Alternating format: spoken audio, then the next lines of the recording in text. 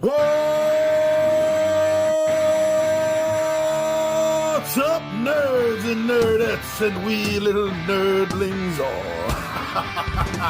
It's your buddy Big Johnny G for Two Gun Pixie presents Legendary Gaming. Shut up and sit down. Here we are with another Tabletop Takeout Tuesday. I'm your buddy Big Johnny G, and this is a series where I give you bullet points, not a full review, about what it is that myself, the 20-Sided Warriors, particularly liked about a game when it's hit the table. And today I want to talk to you about a game that is very cool, or not, maybe, no, it is cool mini, or not, come on, Blood Rage.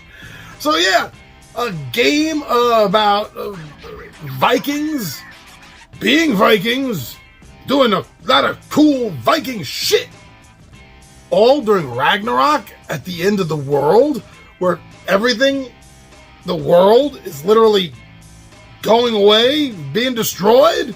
You're battling in the heart of the fire? Yes, that's the kind of game that I'm going to initially like, get to the table, play, and get to learn a little bit more of. And that is exactly what happened here with me and the 20-Sided Warriors when it comes to cool mini or not, Blood Rage. Now, there are a lot of deep strategies to this game. The rules are a little bit big, but they're not overly fidgety. And, you know, with the miniatures and the cards, everything coming together in this set, and it does so absolutely beautifully.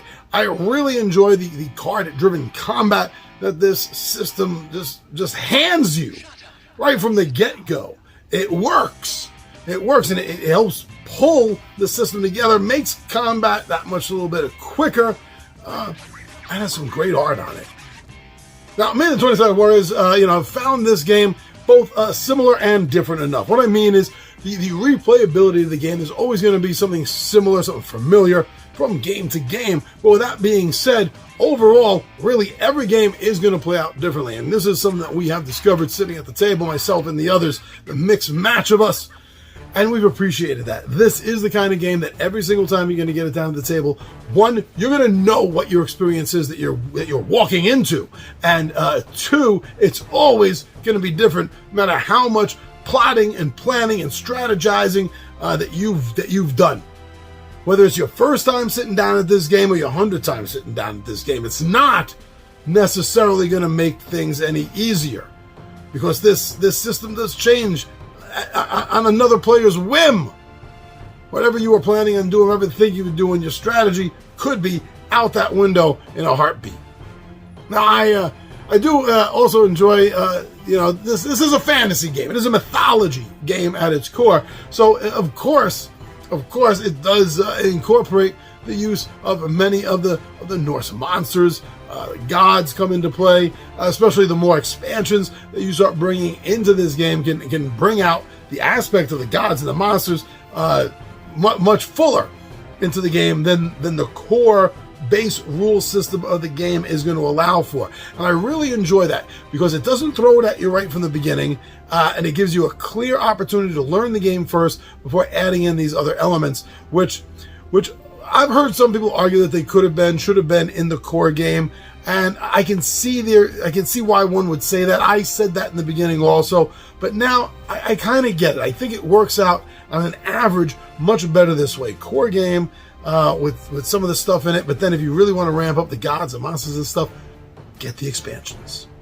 Now this game, I mean, all games to a degree do, right? But this game, we and the guys have found that the player interaction, what's going on between the players, is kind of deep, and it helps you drive the game. It gives the game some more of its personality because of the player interaction. It does deliver because of that a much deeper experience and expression of this game itself. It helps during the turns, the back and forth. And even between the turns, between the player turns, and it tightens this game up some. It does.